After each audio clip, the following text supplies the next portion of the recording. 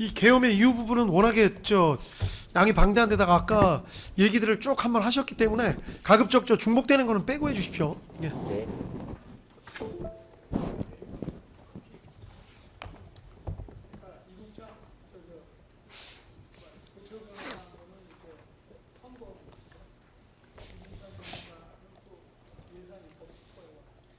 그러니까요. 예. 뭐 네. 말씀을 하지 중복되는 마시라는 부분 말씀이 아니라 생략해서 하겠습니다. 중복되는 부분은 뭐 아까 쭉 말씀하셨으니까 예.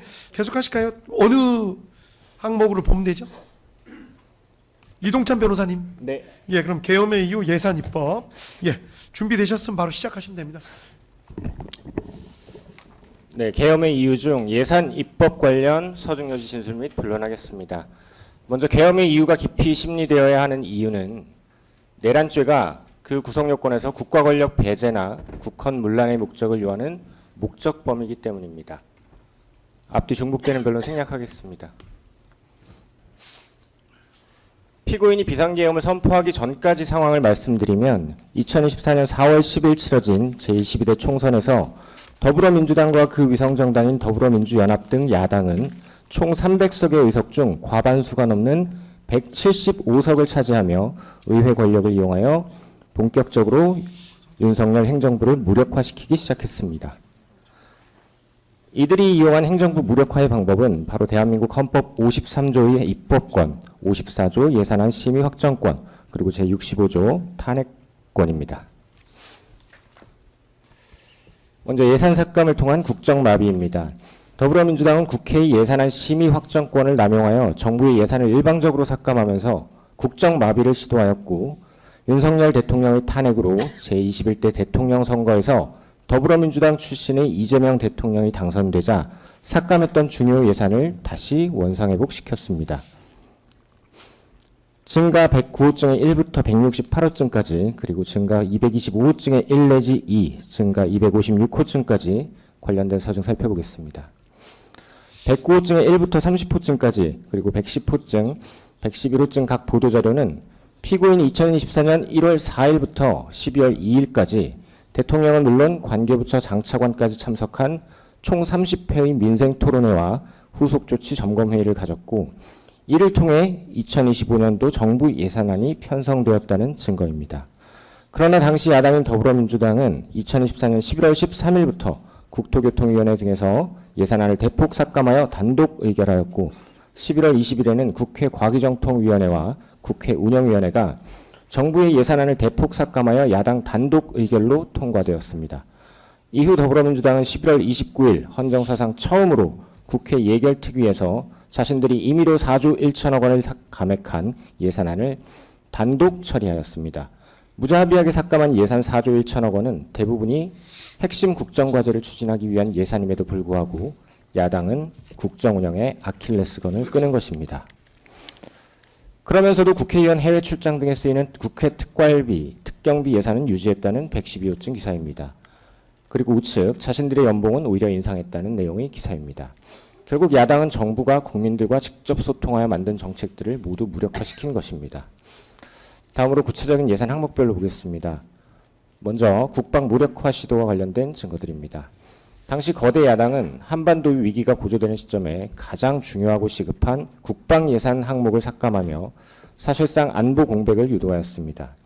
특히 북한의 러시아 병력 파견으로 남북 긴장이 고조된 상황에서 러우 전쟁을 통해 중요성이 입증된 주요 무기체계의 예산 삭감을 통해 전력 공백을 현실화하였습니다. 군 전력 핵심인 초급 간부 공백화 유도의 증거로 제114호증 한국국방연구원의 연구보고서입니다. 군 전력의 핵심인 초급 간부들의 열악한 처우와 부족한 지원으로 인해 군을 떠나고 있어 혜택을 부여하고 인센티브를 강화하고 보호 수준을 정상화할 필요가 있다는 내용입니다. 115호증 역시 한국국방연구원의 연구보고서로 청년 인구 감소, 민간 부문과의 인재 확보 경쟁 심화, 군 복무에 대한 선호도 하락 등으로 인해 앞으로 군 간부 공급이 제한될 가능성이 크고 적절한 보상을 통해 청년들을 군 간부로 유인할 수 있는 체계를 마련해야 한다는 내용입니다. 2023년 군을 떠난 경력 5년 이상의 장교와 부사관은 9,481명으로 역대 최다를 기록했다는 내용의 116호증 기사입니다. 아무리 값싼武기 체계를 갖추더라도 군의 허리인 초급 간부들을 장기 근무하게 하는 것이 얼마나 중요한 일인지는 긴 설명이 필요하지 않습니다. 117호증 문화일보 기사, 118호증의 1 조선일보 기사, 118호증의 2, 118호증의 3 각 기사는 국방부에서 당직비 그리고 수당 인상, 이사비 현실화, ROTC 생활지원금 인상, 활동비 인상 등 예산 증액을 추진했지만 거대 야당의 예산 감액에 가로막혀 초급 간부의 공백이 현실화되었다는 내용입니다. 피고인 역시 이 법정에서 이러한 심각성과 관련해서 발언하신 것이 있습니다. 부사관 등 초급 장교들 관사, 전방 관사가 40년씩 돼서 녹물이 나오는 것을 보았다. 수리비, 이사비를 지원하려고 했는데 그조차도 삭감됐다. 전방에 가족들이 가서 장기 근무하는 부사관들이 살고 싶겠나? 부사관 부인들하고 식사하며 들었다. 주임 원사가 소대 사병들 관리하는데 하다못해 통닭이라도 한 마리 사주려 하면 돈이 필요한데 어떻게 이런 것들을 딱딱 골라서 자르는지 모르겠다 라고 발언하신 바 있습니다. 이러한 군병력 이탈의 심각성에 대한 안타까운 인식과 예산 편성 그리고 야당의 일방 삭감 그로 인한 국가 안보 리스크 역시 이 사건 비상계엄 선포의 중요한 이유였다고 할 수 있습니다.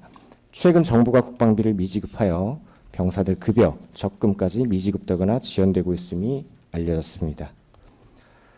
다음으로 북한의 미사일 공격으로부터 대한민국을 보호할 삼축체계 도입 예산 삭감에 관한 증거들입니다. 119호증 기사, 120호증 기사, 그리고 121호증 기사, 122호증 기사입니다. 요지를 말씀드리면 북한의 핵과 미사일 위협으로부터 국가와 국민을 지키는 한국형 삼축체계는 선제타격, 킬체인, 미사일 방어, KAMD, 대량 보복 응징, KMPR 세 가지로 구성되는데 그중 SM-6 방어미사일 도입은 현 시점 북한의 초음속 미사일에 대응할 수 있는 사실상 유일한 수단으로 삼축체계의 중심이며 이미 도입이 결정된 무기였습니다. 그럼에도 야당은 한국형 미사일 방어체계와 대량 보복 응징에 필요한 장거리 함대공 유도탄 SM-6 사업 예산을 무려 96% 삭감하며 콕 집어 무산시켰습니다. 그 외에도 대량 응징 보복 핵심 부대인 특임여단 전력 보강 예산을 42억 원에서 80% 삭감, 정밀 타격 무기인 155mm 정밀 유도포탄 연구개발 예산도 78억 원에서 80% 삭감하였습니다. 대량 응징 보복의 실행력을 사실상 마비시킨 것입니다. 다음으로 예산 삭감으로 북한 무인기와 드론 방어체계 구축을 무산시켰다는 증거들입니다.